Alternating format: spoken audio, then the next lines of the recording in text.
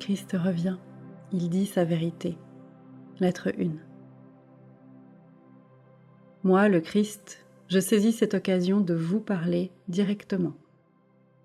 Je viens pour rectifier les mauvaises interprétations qui ont été faites de l'enseignement que j'ai dispensé il y a 2000 ans en Palestine, où j'étais connu sous le nom de Jésus. Mes paroles vous sont transmises par une personne qui, depuis 40 ans, est suffisamment sensible à la spiritualité et dévouée pour les recevoir et y donner suite. Ces lettres sont vérité. Elles transcendent toutes les doctrines religieuses du monde. Ces lettres vous libéreront. Elles sont destinées à tous ceux qui cherchent un sens à la vie, un but à leur existence ou à la force d'affronter leur lutte quotidienne pour la vie, qui souffrent de chagrin, de maladie, de désespoir. Elles sont source d'inspiration pour ceux qui aspirent à davantage de connaissances spirituelles dans leur vie quotidienne. On pourrait dire que ces lettres sont un cours magistral destiné à ceux qui sont prêts à entamer la voie que j'ai suivie lorsque j'étais sur terre, en Palestine. Il se pourrait que vous doutiez que les mots ci-dessus sont vrais. Mais lorsque vous lirez les pages qui suivent, et en arriverez aux faits que je vous révèle au sujet de l'existence et de l'origine de la personnalité, vous comprendrez que cette vérité ne peut provenir que de la source la plus haute. Si vous avez des difficultés à comprendre ces lettres, je vous suggère d'en lire une page à la fois, puis la mettre de côté et la méditer. Peu à peu, sa signification s'infiltrera dans votre conscience, car ces pages représentent un lien entre votre état de conscience et ma conscience transcendante. Abordez ces lettres, l'esprit aussi libre d'idées, de croyances ou de préjugés que l'est le petit enfant qui n'a pas encore été endoctriné par les croyances humaines. Apportez-moi un esprit silencieux, avide de connaissances, et je le remplirai d'un véritable trésor, le trésor de la connaissance suprême qui, lorsque vous l'assimilerez, allégera votre fardeau quotidien et vous conduira jusqu'au vert pâturage de la lumière radieuse, synonyme d'abondance, de joie, de ravissement et de plénitude. Peu à peu, vous en arriverez à ressentir l'abondante bénédiction de tout ce qui existe au-delà de votre compréhension humaine actuelle.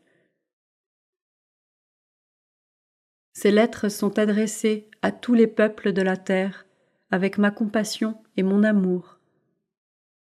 En les lisant, vous ressentirez l'amour et la compassion et en arriverez à réaliser qu'il n'avait jamais été planifié que vous dussiez lutter quotidiennement pour la vie. Il n'est pas nécessaire que vous viviez de la douleur et des tensions si vous comprenez, assimilez et pratiquez la vérité de l'existence en conséquence.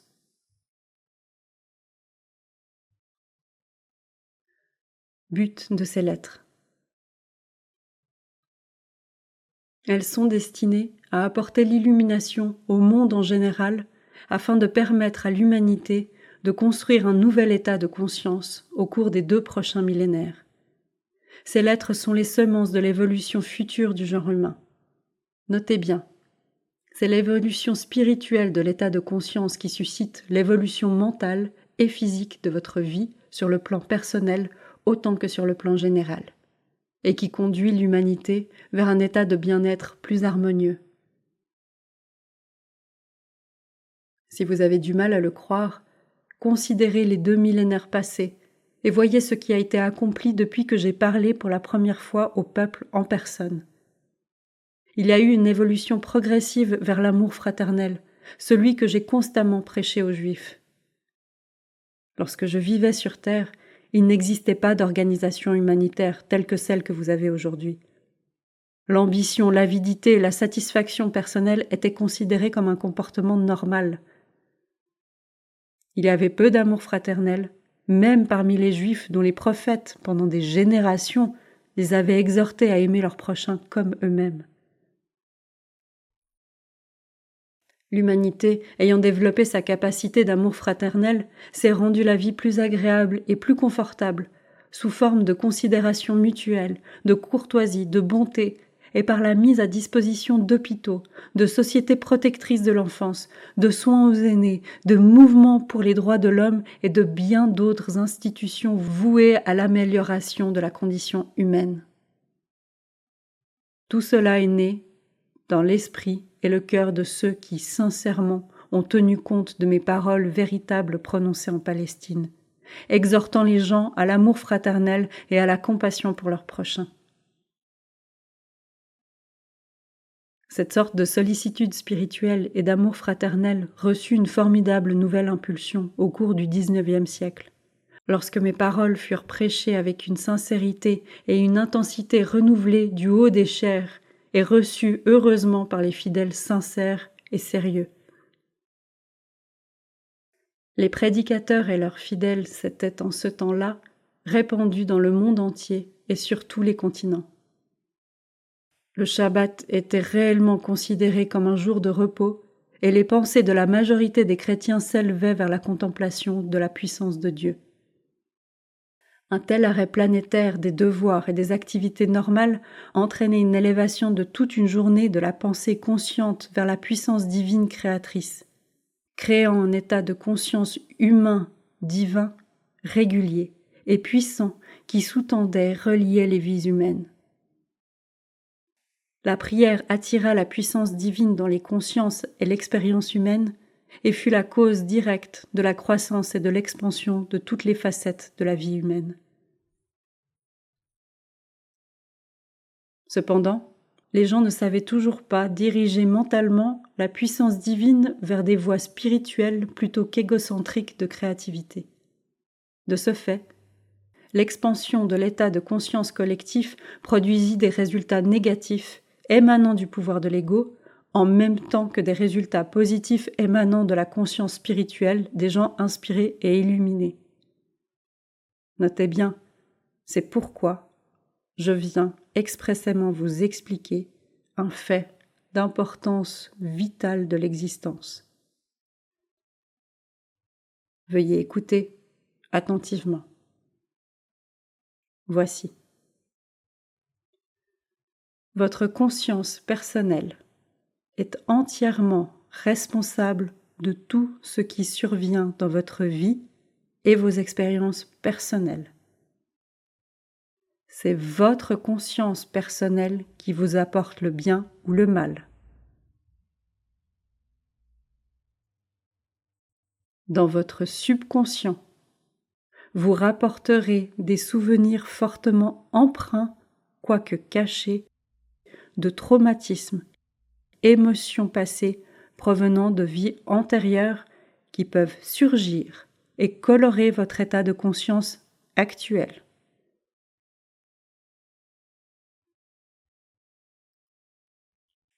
Il se peut que vos prières spécifiques et passionnées en vue d'un soulagement de quelque sorte soient exaucées. Mais cela vous sera peu profitable à long terme si votre esprit et votre cœur agissent constamment en contravention aux lois universelles d'amour et si vous vivez dans un état d'esprit de critique constante.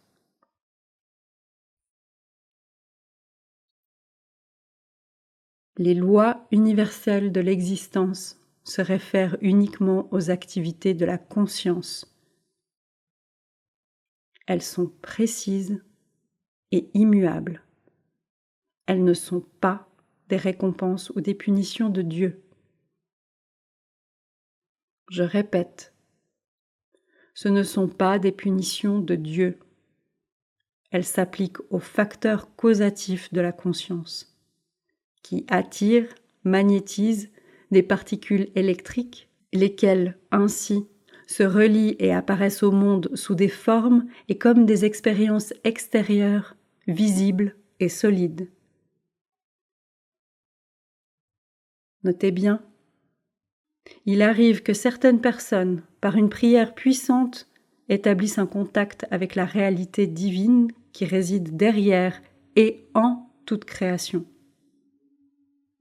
Elle répond alors et son activité se manifeste brièvement dans des améliorations nécessaires de la vie personnelle et ou nationale, et l'on s'exclamera peut-être « c'est un miracle ».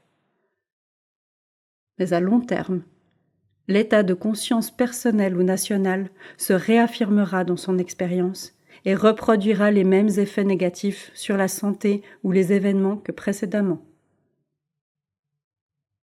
On ne peut effectuer de changement durable dans la vie à moins de changer son état de conscience.